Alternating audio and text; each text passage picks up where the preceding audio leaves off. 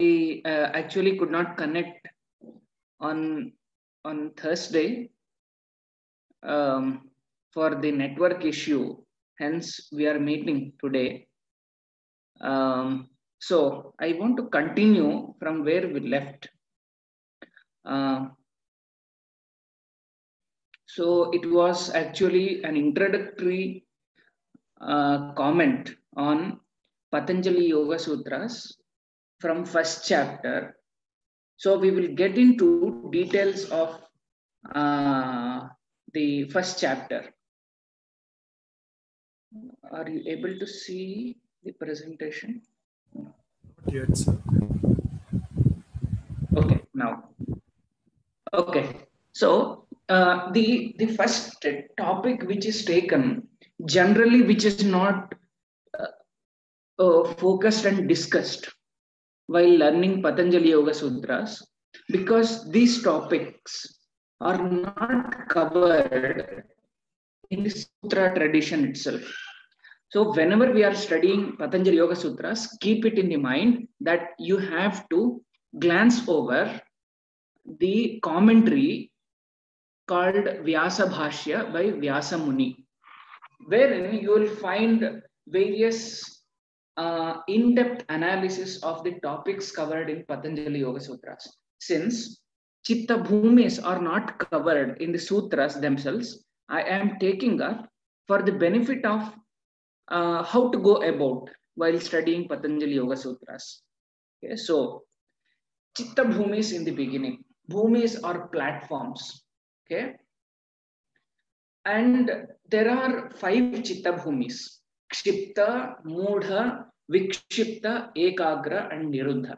These are the 5 Bhumis of Chitta. Kshipta is restless, it is ever distracted. Mudha is torpid, meaning it is not getting into the activities, but it is dormant or a kind of stagnant, inertia. That state is named as Mudha. And the third one is Vikshipta. It is getting focused only for a shorter duration. And that happens in sometimes while we are listening to some lecture, or at times we will not be able to understand what is the speaker saying because our mind is Vikshipta, meaning only for a shorter duration it is focused. And even that is also distracted. And the next one is called Ekagra. Ekagra is one pointed. Eka is one, Agra is the front.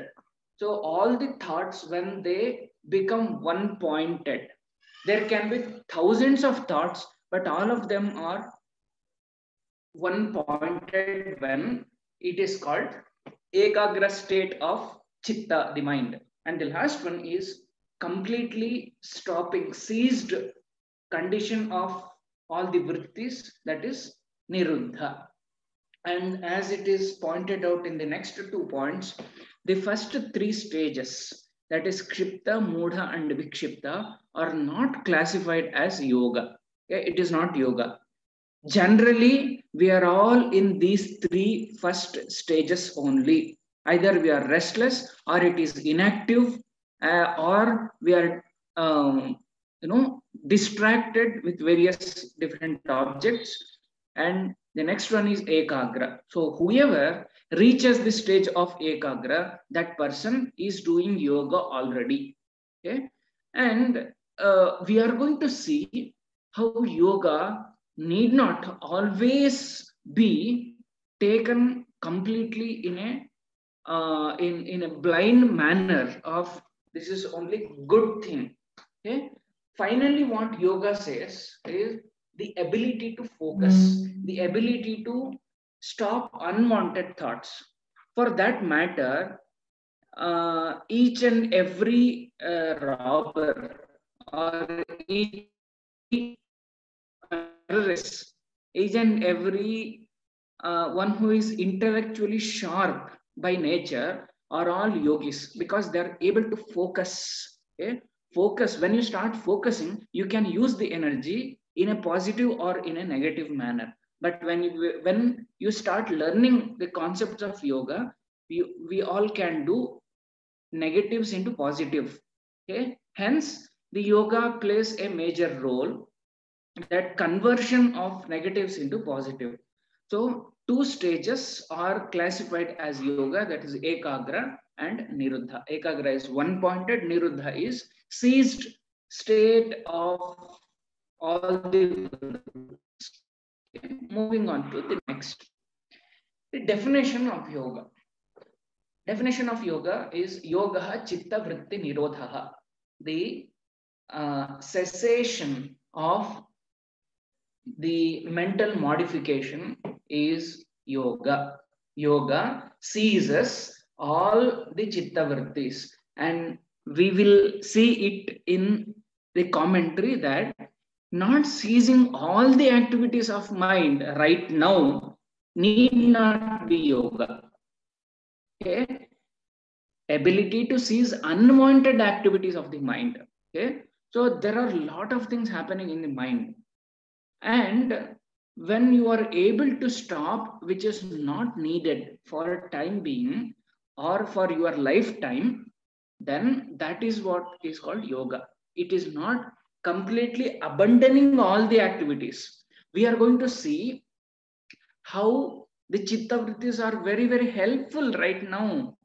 Unless you are creating chitta vrittis, you will not perceive, you will not think, you will not get into subject to understand, you will not communicate with the world. So not creating chitta vrittis or stopping all the chitta vrittis in the first step is not yoga. Only unwanted chitta vrittis, when you stop, that is called yoga. Okay, and when you will uh, be able to seize all the chitta vrittis, what is the result? What happens? What is the consequence of seizing all the chitta vrittis, stopping all the chitta vrittis? Then one will be able to see the self. Okay, self. Right now, it is very difficult even to categorize what is self, what is self. And sometimes this is not actually a philosophical debate to think who am I. Okay, simple question. If I ask you who are you, then you will be able to give some answer, right? You are a doctor, or you are a senior professor, or you are a farmer, or you are a nurse, or you are a some position, whichever you have. Or you also may claim that uh, that various other things with which you have been identifying. Okay, so challenge in the beginning itself is we do not know who we are. Okay, do not take it philosophically. I'm reminding it again and again because it is a simple question. Okay, who are you? If you are asked, I think you say your name or your position, or with whichever you are identified, you will say that. Okay, so this is very simple. But when we go to the deeper levels, if the same question asked twice or three times or more times, then you will have more questions. Okay, the same question creates a small confusion with us in identifying who are we, what is our nature. When I ask, who are you? What is your true nature? That means, how do you portray yourself? As if you are sitting in a position, or as you are playing a role either in a family or in a society, or with which you have been identifying, you will start saying. But it will go back and ask the question that what is my true nature? And when you see from the scriptural viewpoint, we will say that I am the one who is happy oneself. For various reasons, I am unhappy right now. So I am happy self. we used to visit one Swamiji coming to SVSI University, Swami Prajnanaranya. So whoever attends the meditation sessions with Prajnanaranya, who attained Samadhi recently, will rename everybody with Satchidananda. Okay. So in the beginning, we will say, what is your name? And we may answer, I am Sushrutha. But by the end of the program, end of that 10 days program, automatically you will add Satchidananda at the beginning. My name is Satchidananda Sushrutha. Means it has to be inbuilt and inherited in all of us that our nature is not to be unhappy. Let me give very simple logic why this positive thought, positive note that should be scratched, okay, and imprinted in our minds. Okay? These days, the cases of depression and dejection and various other tendencies, very negative tendencies of the behavior is been observed. All those negatives can be removed very easily when you start, sowing these kinds of seed. Meaning, what is your true nature? My true nature is to be happy all the time. But for short circumstantial situations have made me unhappy. So, what happens when you practice yoga? You will be able to see yourself properly. And the simple and very common example is if the pond is filled with muddy water, you have to allow it down to settle all the mud. Then you can see the golden coin. Okay, so in order to see the coin, golden coin at the bottom of the pond, you have to leave it for settlement. All the mud has to be settled. Hence, the practice of yoga is basically settling down all the chittavrittis which are unwanted right now. So when you can see that yourself being a golden coin, such a natured entity, then you remain to be in that. Hence, the result of yoga is to reflect oneself at deeper levels. And now the question is, what is troubling me? What is stopping me to see myself as a reflection? Then comes chitta vrittis. Okay? These are chitta vrittis. Vrittis are the active state of mind. Whenever a wave created in the mind can be of 5 types which are mentioned here now. Okay? So first one is actually it should be pramana. The first vritti is pramana, which is made in detail into first point. That is pratyaksha, anumana, and agama. Pratyaksha is sensory perception. You are watching something on the screen. You are watching on the mobile screen, or you may be seeing some scenery outside, or you are seeing the light. So all this sensory perception, this is through one indriya, one sense. Similarly, there are 5 senses altogether. So any sensory perception is pratyaksha. For that matter, the entire scientific community, scientific research, and modern science is basically based on pratyaksha alone. And then comes anumana. What you see is what is the truth. That is the belief. That is the axiom of modern physics and even modern medicine as well. So we all run RCTs and convenient sampling, the research activities or case studies. Whatever you do, we want to see it happening before you, either physically or at different sensory perception level. So that is pratyaksha. The second one is anumana, that is inference.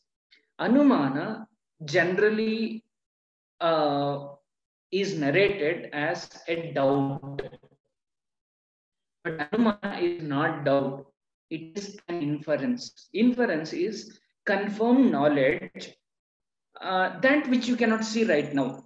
The conventional example is the hill has the fire because there is smoke. Unless there is fire, there cannot be smoke. Okay. And I will say that all of you have prana. Do you all have prana? Yes. Can you see that? Can you sense the prana right now with your senses? No, you cannot. But you can make an inference of your prana because all the neural activities are going on.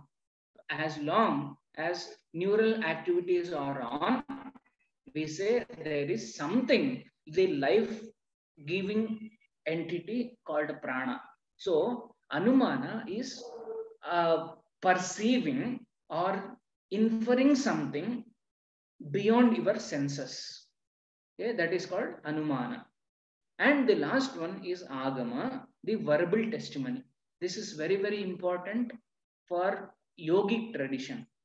For the simple reason, Agama Pramana is such, it tries to present all the knowledge whichever is beyond Pratyaksha and Anumana.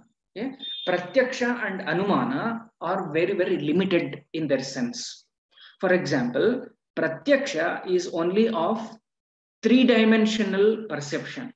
You can see two-dimensional and depth as well. But what is inside that object, you will never be able to see. Okay? Only the surface. Surfacial knowledge is possible with Pratyaksha. And the very nature of Anumana, which completely depends on Pratyaksha, is much more limited. Okay? There is a statement. As much as you study, you cannot teach that much. Okay? For the simple reason, while you are learning from someone, some points are missed. Even if you can grasp everything that some mentor is presenting it to you, the complete picture will not be there unless you go and dig and ask and have a discussion with that mentor. You will not be able to remember everything. Okay, so I hear a lecture and I start giving lecture based on that lecture alone. Then my performance is the second one. Okay, there is a screening, there is some filtering happening within every perception. Hence, Anumana is a kind of much more limited because it is completely based on Pratyaksha. And Agama is quite beyond, which you cannot perceive, which you cannot infer, will be known from Agama. For example, the concept of Sandhya Vandanam. Sandhya Vandanam is a, you may consider as the Surya Namaskara.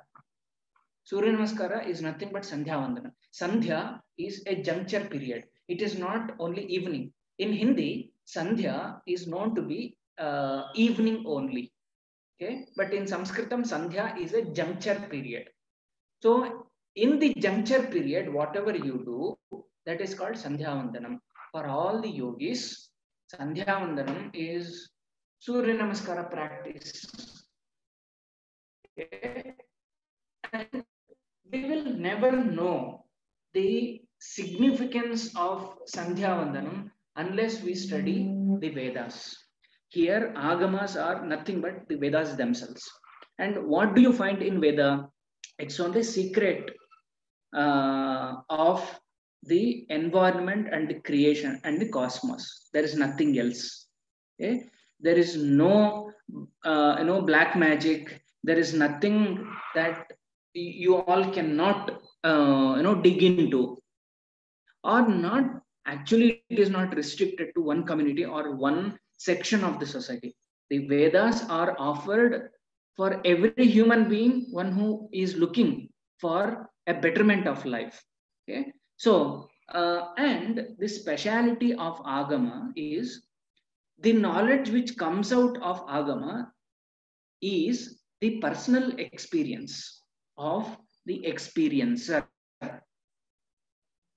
So pratyaksha and anumana sometimes will not give the complete picture, and someone comes and says, oh, there is something beyond this. Okay, agama is very, very common. uh, for that matter, whatever you are hearing from me or from your teacher or from instructor that you are hearing, it is all agama pramana only. Okay, because that fellow who is teaching, who is explaining the experiences of oneself, is the experience of that person, not of you. Okay, hence pratyaksha, anumana and agama are the three sources of information for everyone today. Okay, this is one type of chitta vritti. This is not the entire activity of the mind itself. This is only one section. The second one is viparyaya. Viparyaya is incorrect or opposite of what is the fact. So you see this object here. If I close this, okay, if I show only this much, you would understand this object as a plate, some material, without analyzing it properly. And this happens at various situations of our life, with our own family members, with our own friend circle, with our own common experiences. Sometimes we think that this friend is very good and always this friend has been helping me. But when you dig deeper of that person, you will understand behind my back, the fellow has been cheating. Similarly, you have thought of a person being so bad about you, but when you go inside that person, the fellow has very positive attitude towards you. So anything, any object, any situation, you understand wrongly, you mistook it. That wave pattern of the mind is called viparyaya. Okay, this is the next vritti. The third vritti is very, very interesting.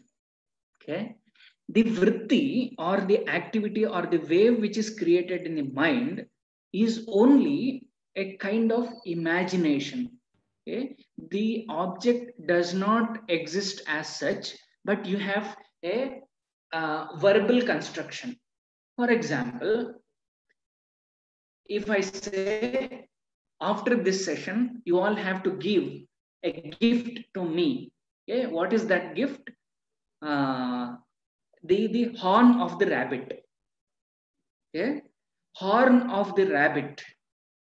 It has ears, but not horns. Horns are available only animals like the cows, buffaloes, and deers, and few others. But rabbits do not have the horns. What if I ask you? You have to gift a horn of the rabbit. Okay, there exists horns. There exists the rabbit, but horns of the rabbit does not exist as such. Okay, this mental construction from the existed universe and the verbal existence alone, called horn of the rabbit, is called vikalpa. So in that sense, all the imagination or illusions or daydreamings, everything is named as vikalpa. It only exists in the words, but not as an object. Okay? If somebody comes to you and says, oh, I have Swargaloka here. Swargaloka, from actual understanding, Swargaloka is the place or the location where you feel, you experience the happiness. If you are experiencing the happiness here and now and there, then that itself is Swargaloka. Okay, but Swargaloka as such explained in various religious texts, there will be many people and I will be enjoying things. You are enjoying even now. So that imagination, or somebody comes to you and says, oh, next to you there is a ghost sitting, would you believe? You don't know. Maybe there is some ghost sitting, and how is the ghost presented? Having a very fearful face, and there is no leg, it will be flying, something like that. So all of it is nothing but vikalpa. Okay, and the next one is nidra. Okay, nidra is the sleeping, not the snoring. Sleeping is also nidra, because when you come out of the nidra, you will be able to say that whether you had a good sleep or bad sleep. Unless you had some thoughts, some experiences in the state of sleep, you will never be able to recall or reproduce what your experiences you had. In that sense, because of some experience and mind is active. See, in the state of nidra, mind will be active. Okay? And you will see swapnas, you will see the dreams, you will see some, according to modern psychology, all the dreams are fulfillment of unfulfilled desires in the real world. In some other context, they say the swapnas or the dreams that you create is your own world. So in order to see what is the personality that you have to analyze the kind of dreams that you get. Okay, so it is your own world. There is no other king. If you are getting frightened within your own dreams, that the world which you create is also fearful. If you are happy and cheerful in the dreams that you have created, you are the king. Okay, you are enjoying. So all of these are kind of recreation of another universe in the state of nidra. And the last one is smriti, the memory of all previous functions of the mind. Okay, so smriti can be connected with all the above four chitta vrittis. You can remember what is the sensory perception or the inference or verbal testimony, or you can remember how you have understood wrongly or opposite of understanding you had, and how you had some imaginary situation of your life, and you also can remember what you dreamt, okay, in the state of nidra. So all of this, okay, are the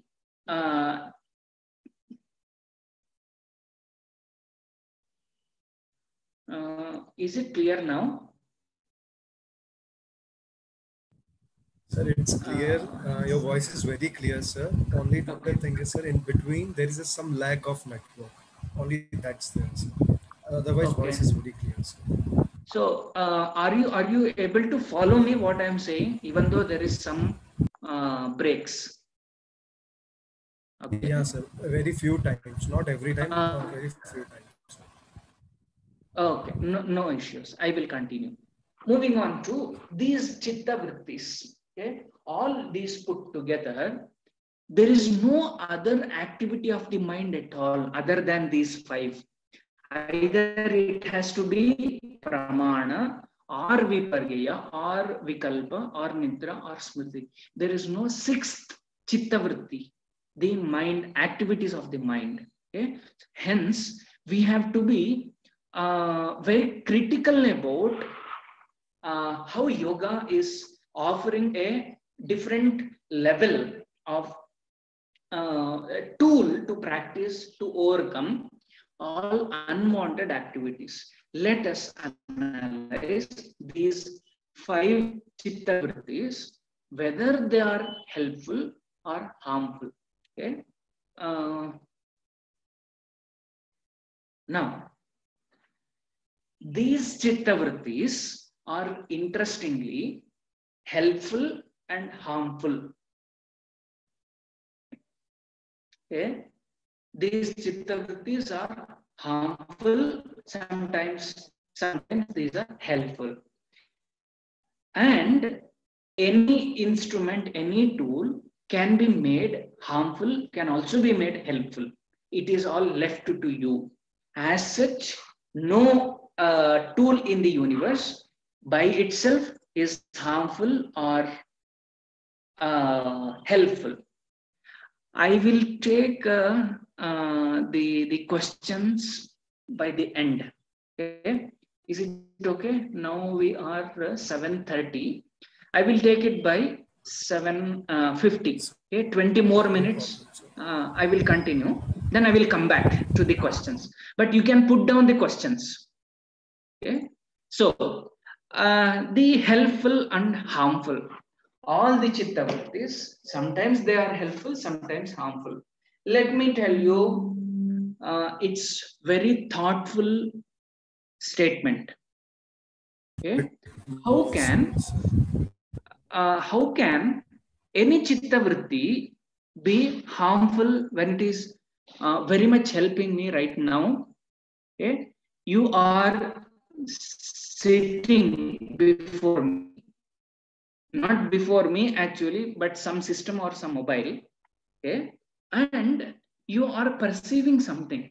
So that perception right now is helpful. But right now, if you start remembering what has happened in your college days, who was teaching, who was faculty of Patanjali Yoga Sutra, and what he or she had taught about Chitta Vrittis, and whether that is correct and this is the correct. That is about Smriti. You are trying to remember the past experiences and overlapping with the present perception. Then, in this condition, considering the situation, the smriti is bad, pramana is good. Okay. Let me give another example. When you are writing an examination, okay. So, which chitta vritti should be prominent or dominant? The smriti, right? You have to remember. Smriti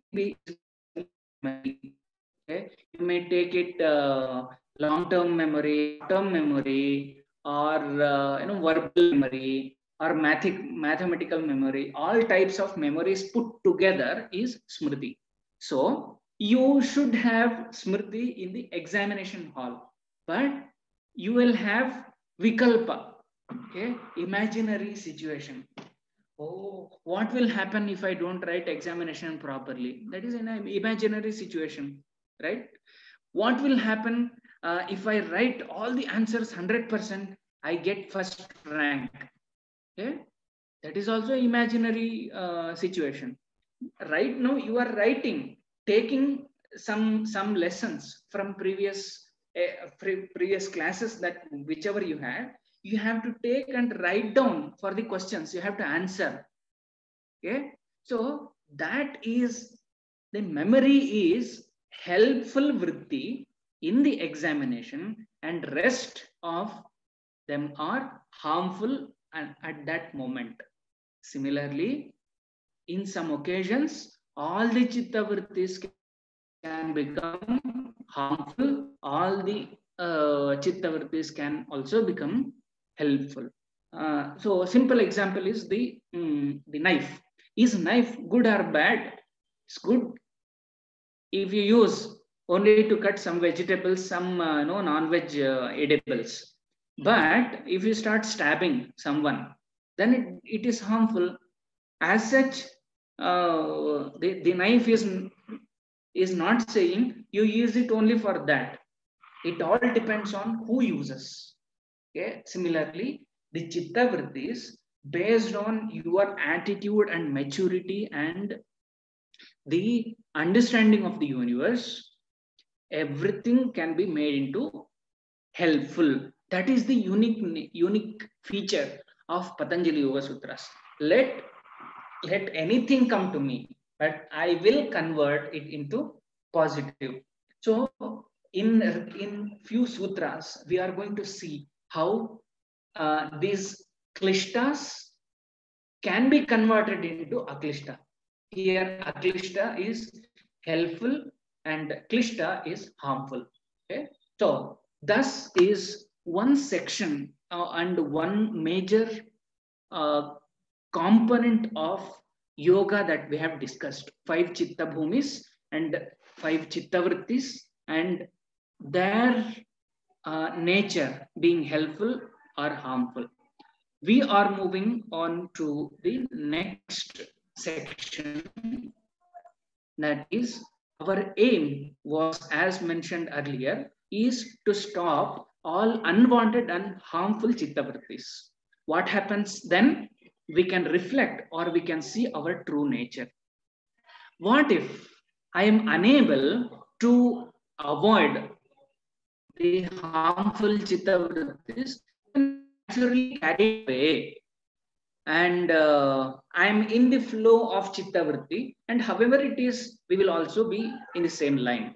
But our goal is to reflect ourselves. It only can happen when you stop unwanted chitta vrittis. Okay?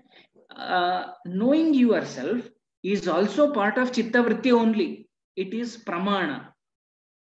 But it does not happen when there are all the other chitta vrittis which are not allowing you, which are blocking you. And hence, we need very powerful tools to overcome these chitta vrittis. Okay? First one is abhyasa, then the next one is vairagya. Okay? Abhyasa is whenever you repeat a set of actions. For the first time you are practicing Padmasana, you have to you have to lift your right leg, okay, and place it on the left thigh, and left leg on the right thigh. So this, at your first trial, it does not happen. So you have to repeat the same activity as long as you are a master of it. So this entire process of repeating an action to achieve a position is called abhyasa. Okay? And it will be established only when it is done for long duration, continuous, with reverence, along with commitment. Then only abhyasa will be established. Abhyasa can fetch a good result, or it results in the right fruit. Okay, next is vairagya. Vairagya is the most misunderstood term, that running away from all the responsibilities is known to be vairagya for some people. Okay, oh, I attained vairagya and I will start not bothering about anything in the life. Okay, being irresponsible is understood to be vairagya. Okay, but when you look at the definition from yoga philosophy, it's very, very interesting. We all have two types of desires. One is of this world, meaning I want to have that pleasure. I want to achieve a position. In order to achieve a position, I have to equip myself. In order to achieve pleasures, I have to earn money. I have to accumulate the wealth. And I need some recognition in the society. Start doing various things. Okay? This is one set of desires. That all my desires connected with this universe. The other universe is about which I just heard, called Swarga, Naraka, and Pitraloka. All, there are different lokas. And I have to get a seat, okay, in that loka, for which right now I'm ready to even give up, or even ready to do anything in their life. Okay, that is another type of desire.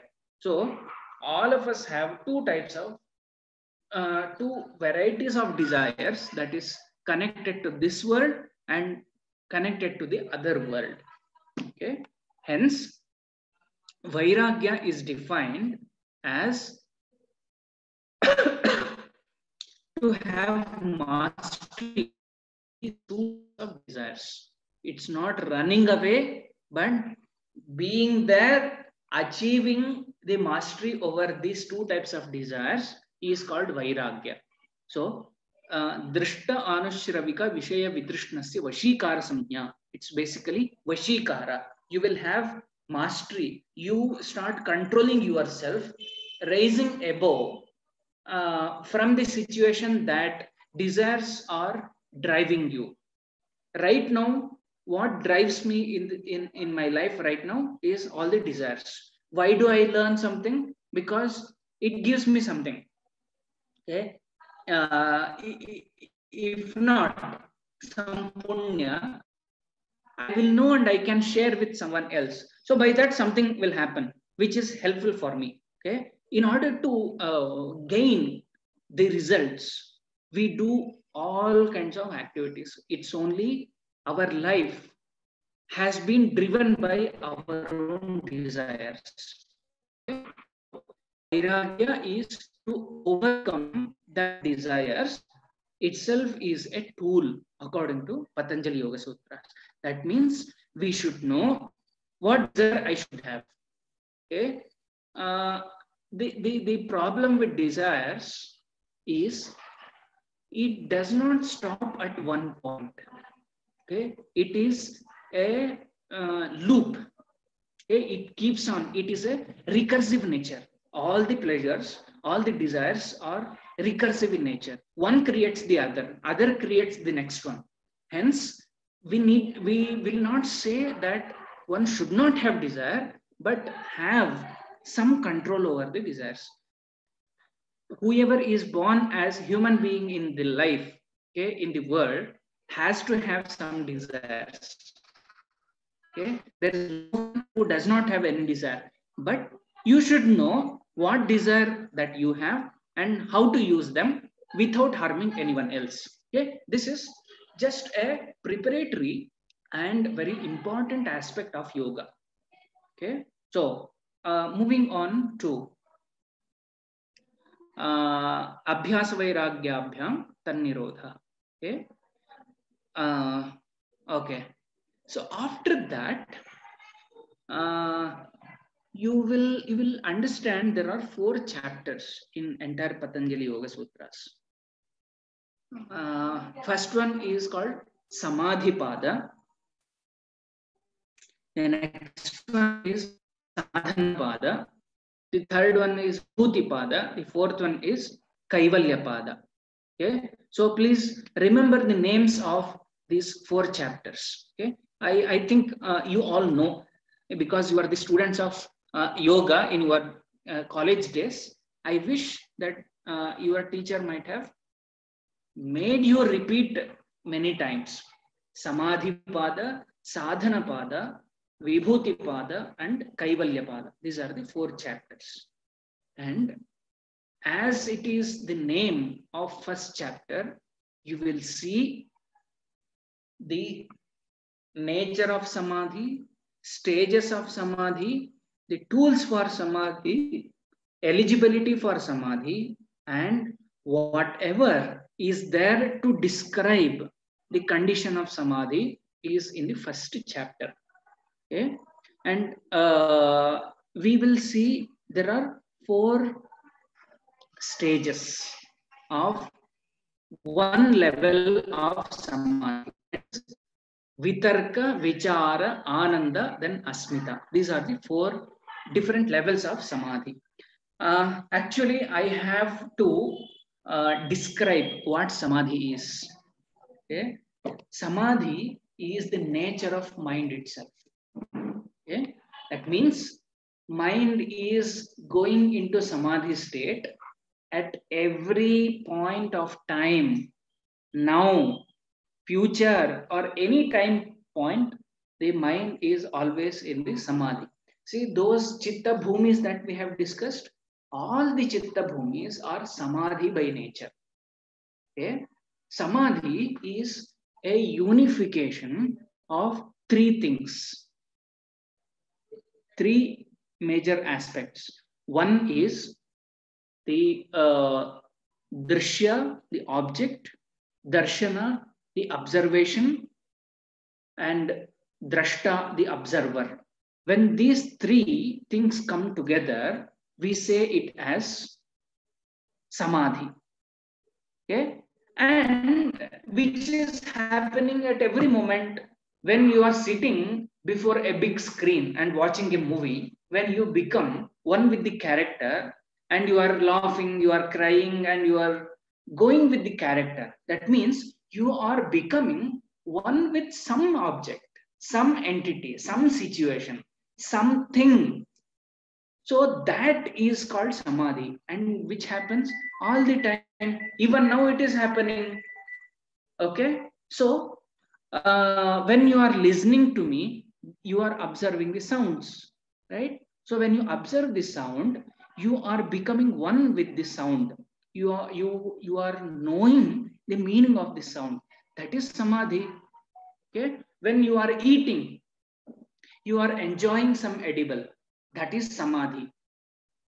And for that matter, every moment of your entire life is filled with samadhi. All the chitta bhumis are nothing but samadhis only. But from yogic perspective, the samadhis in the beginning, the three samadhis, for example, kshipta, mudha, and vikshipta samadhis are not yoga. Those are non-yoga samadhis. Only ekagra and niruddha samadhis are yoga samadhis. So we need to have samadhis or samadhis of two types. One is yoga samadhi, the other one is ayoga samadhi, non-yoga samadhi. So ekagra and niruddha are yoga samadhis. Okay? And that is what is yoga. Samadhi is happening every time, all the time. 365 days and 22/7 happening samadhi. But from yogic perspective, only two chitta bhumis, that ekagra and niruddha, are yoga samadhi. Okay, and since it happens all the time, samadhi happens all the time, only we are focusing on ekagra state samadhi as yoga. He is specifying there are 4 levels of the samadhis that you can get into. That is vitarka, vichara, ananda, then asmita. Okay. First three aspects of samadhi, vitarka, vichara, ananda, are external in nature. Okay, other than the purusha. One session will be completely based on the prakriti purusha concept, which is very, very important from yogic perspective. Okay, what is purusha? We will be dealing. And now, vitarka, vichara, ananda are the three samadhis after ekagra chitta bhumi, which are regarding prakriti. And asmita is mostly and completely on purusha. Okay, so these are the 4 levels of samadhis. And samadhi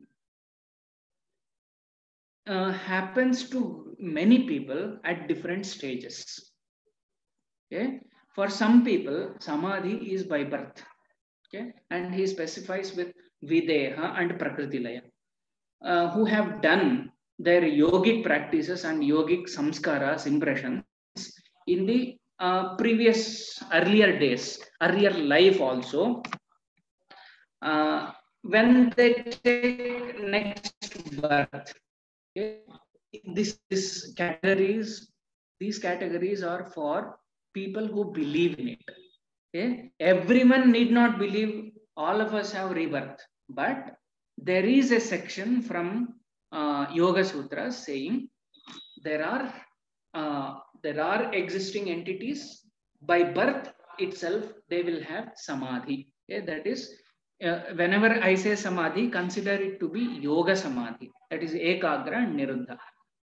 And that happens for these two types of categories. That is videha and prakriti laya. Videha means who do not have physical body like us. Those are also entities living like us, but they don't have. In our culture, we have various categories of life form. One human being, the others are animals and plant kingdom, insects. This is one which have their bodies predominantly covered with the physical matter. Okay, and we say it as Prithvi Pradhana. The earth element is dominant in all our bodies.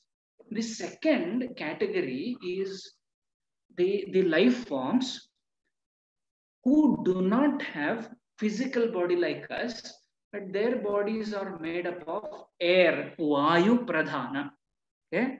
And Vayu Pradhana Dehas is a big category.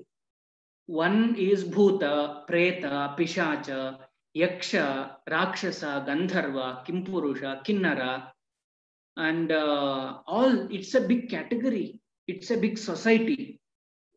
Okay, we have human society. They have Antariksha Loka society. They have their own society, and sometimes they may influence us when we become weak. So yoga is to look after you, to make yourself stronger and not getting influenced for a trivial and negative entities. And interestingly, all those Vayu Pradhana Dehas, sometimes if their samskaras are good, they will use you to do good things also. In some of the religious practices, there is something called possession. Okay? Have you heard about possessions? I am possessed. There is some entity coming and uh,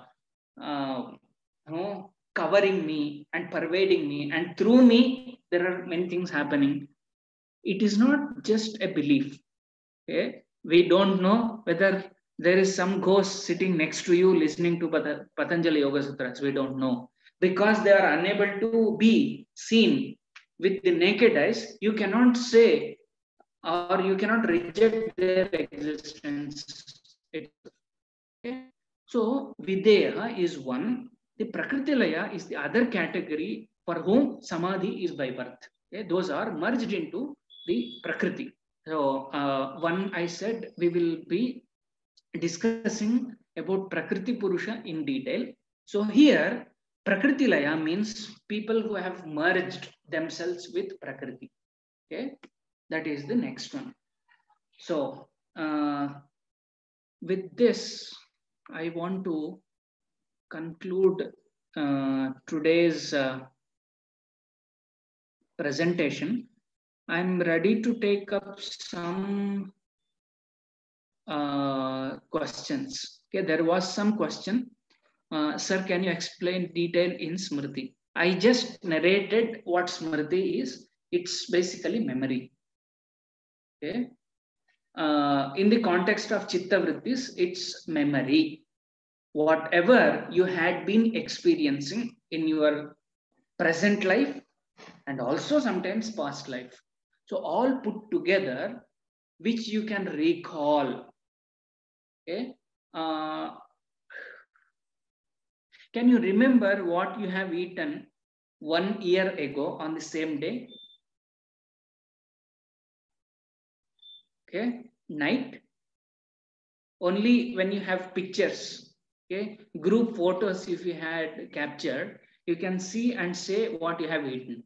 But retrieving from your memory what has happened 1 year or 2 years ago in the past, then you have a good memory. Memory is nothing but the past experiences retrieved, presenting right now. That is what Smriti all about.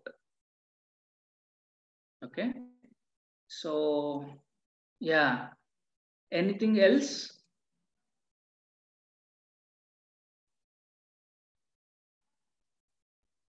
Any other question from today's discussion?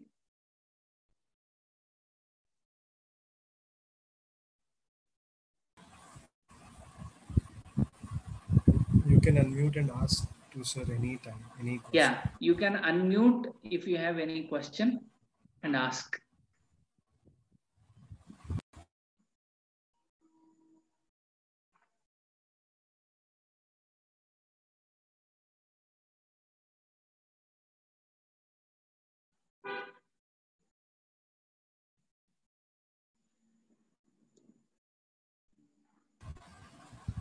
Maybe sir, there are no questions, but Okay. they are totally understood. And so thank you so much, sir. And we will. There is a question, sir, in the chat box. Yes. Okay, there is a question. In Patanjali Yoga Sutras, why they kept Samadhi Pada as first? Okay. Okay, this is very interesting but logical. Uh, See, generally, the destination will be at the end, right? But here, in the beginning itself, he gave all the description about Samadhi. See, you should know where you should reach first. Okay. Not after getting into the bus, you think where I should go. Okay. So Samadhi Pada is narrating each and every step, each and every level, and the tool and the goal set in the beginning. Okay. What should be before you to achieve?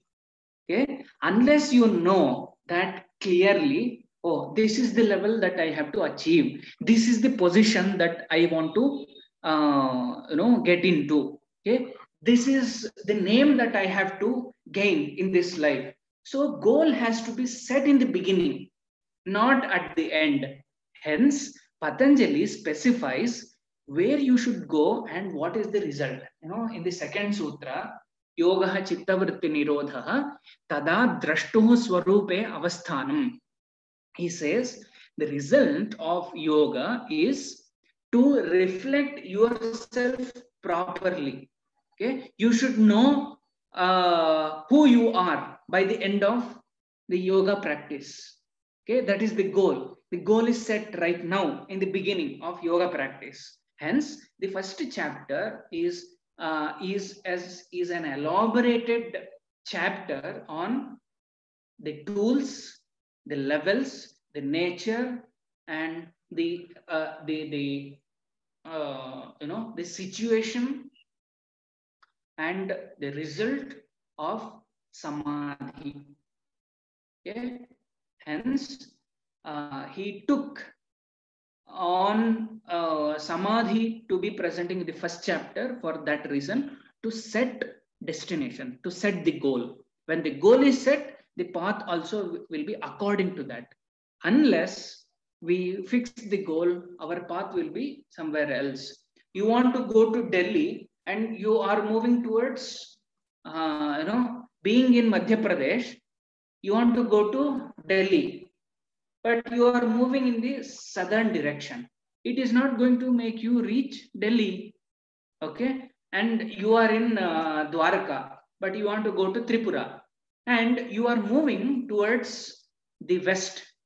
Okay. Then you will land up in USA, but not in Nagaland. Right. So setting up the goal in the beginning is anybody's any achiever's methodology, and this is how it's supposed to be. And since it is very common experience with all of us, while we write some article, research article, what do we write? Aim and objectives. Okay, so for Patanjali Yoga Sutras, samadhi being the aim and objectives. You will see what are the objectives in the later stages. Okay, so aim is fixed, objectives will be presented hereafter. Hence, samadhi being it as the goal, it is said in the beginning, not simple sadhana in the beginning, not asana, no, not pranayama or any other direct tool of yoga which is popular today. Okay, so sir, can you please say about 4 levels of samadhi? Okay. the Vitarka, Vichara, Ananda, and Asmita. Okay, let me spend only 2 minutes because it's already 8. So Vitarka, Vichara, Ananda, then Asmita. Vitarka is about Sthula. Sthula is gross world, okay, which you can perceive, which is tangible for the senses, is called Sthula. Okay, that is Vitarka. The second one is about Vichara. Vichara is at Sukshma level. Sukshma is subtle. Subtle for the senses. Subtle to observe, subtle to perceive. Okay, that is second level. Ananda is the level subtler than the Vichara, and those are samadhi about the perception, that is darshana. Okay, we have drishya, darshana, and drashta, right? Drishya, when you do, it is vitarka and vichara. When we do samadhi with darshana, that is the tool, that is the process, it is called ananda. Then when you do samadhi with drashta, the observer, it is called asmita. So the levels of samadhis are from gross to subtle levels of existence. Okay, so I just said what is samadhi? Getting one with an object.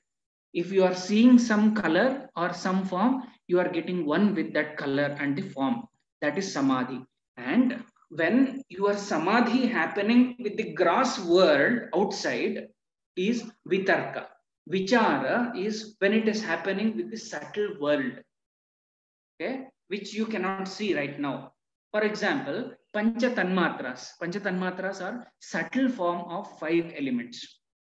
Okay, subtle form of 5 elements or tanmatras. And when you do samadhi with those tanmatras, it is called vichara. When you do the darshana, that is indriya, and the observation itself, we will be seeing that as well. What is darshana? Okay?